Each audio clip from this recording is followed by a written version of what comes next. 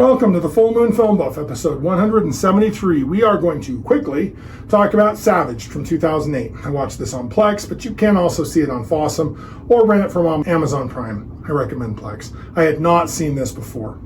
As always, we start with the prominent crew and cast. You can find links to a more complete credit list in the show notes. The film was written and directed by Jason LaCorey. We first covered Jason LaCorey when we discussed The Lunar Pack. The cast includes Debbie Rochon as Maria Longosi and Valkyrie LaCorey as Lotus Moran. We first discovered Debbie Rochon when we discussed Rage of the Werewolf. This is the third film we've seen her in, since she also appeared in The Lunar Pack. As the name suggests, Valkyrie LaCorey was the beloved pet dog of writer-director Jason LaCorey. She appeared in several of his shorts and films. I absolutely do not recommend this movie. Savaged is very much a micro-budget film, and it shows. It's slow and boring. The twist is not worth the wait, and on top of all of that, it's not actually a werewolf movie. Supernatural killer dog? Yes. Werewolf? No. This confirms to me LaCorey is much better at directing punchy shorts that get bundled into a thematic anthology, like The Lunar Pack. The involvement of Debbie Rochon helps connect this film to a broader network of independent horror productions from this era. Rochon was essentially the queen of indie horror in the 2000s, and her participation would have helped this film gain visibility in the direct-to-video market. So let's cover the synopsis, right? Maria house sits for a couple. Her job seems mostly to be caring for the couple's dog, Lotus. Now don't worry, they left her a loaded revolver to protect her. Interesting. The primary rule here is do not let Lotus out after dark, and if watching Gremlins has taught me anything, it's that Chekhov's curfew will always be broken. Anyway, Maria is also taking the opportunity to get away from her abusive ex-boyfriend. There is a small, fresh grave in the backyard. Also interesting. A pair of cops check on her because they don't recognize her car in the driveway. Wow, this is a nice neighborhood. Maria sees a news report about a brown bear in the area. That night, Maria's ex, Jeff, violently visits her mom and best friend. In distress, Maria forgets the rules and lets Lotus out. Uh-oh. She hears Lotus and the bear fight in the backyard.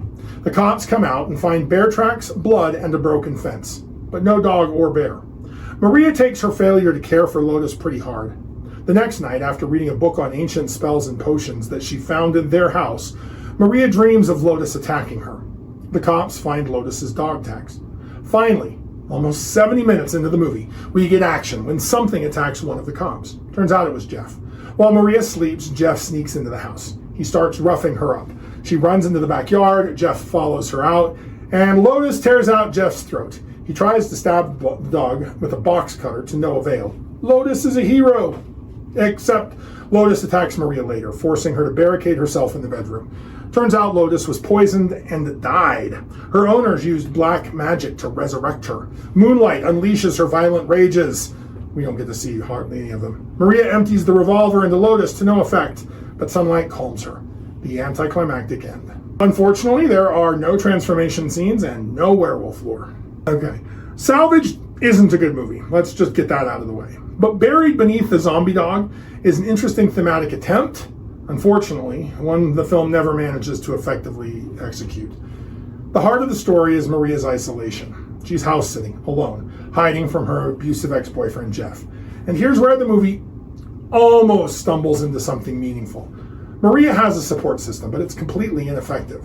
Her mom and best friend care about her. They just cannot be physically present because they're terrified of leading Jeff to her location. Even more than that, they're physically incapable of standing up to Jeff. He'll just beat them too. They're just as vulnerable to his violence.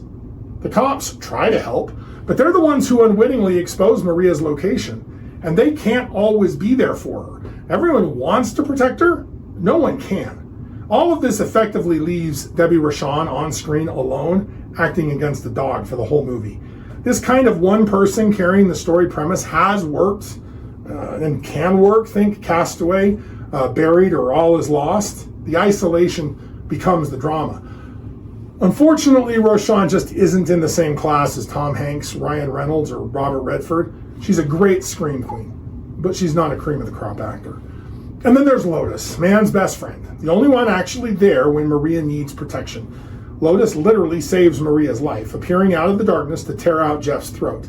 It's a perfect culmination of the theme. When everyone else fails, the dog comes through. Except then Lotus attacks Maria, And here's where the movie completely falls apart thematically. The supernatural killer dog story, the black magic resurrection, the moonlight triggered violence, has absolutely nothing to do with the isolation metaphor the film spent an hour building. It's two separate movies, awkwardly stitched together, and neither story benefits from the pairing. I spent 70 minutes waiting for the supernatural story promised by the poster and the tagline, expecting a werewolf that would never appear, constantly frustrated by Roshan's attempts to sell the isolation and abuse thing. Savage gestures at something interesting about abuse, isolation, and the failure of support systems. It just can't figure out what any of that has to do with an undead dog. So if you like lycanthropes, please come back next time where we'll talk about a lycanthrope. Also, like, share, and subscribe. Contribute your thoughts and additional observations in the comments below. Let me know what I missed or what you noticed. Next, I plan to discuss Sieben Mond from 1998. Keep your eye on the moon, a silver bolt in the chamber, and we'll see you back next episode.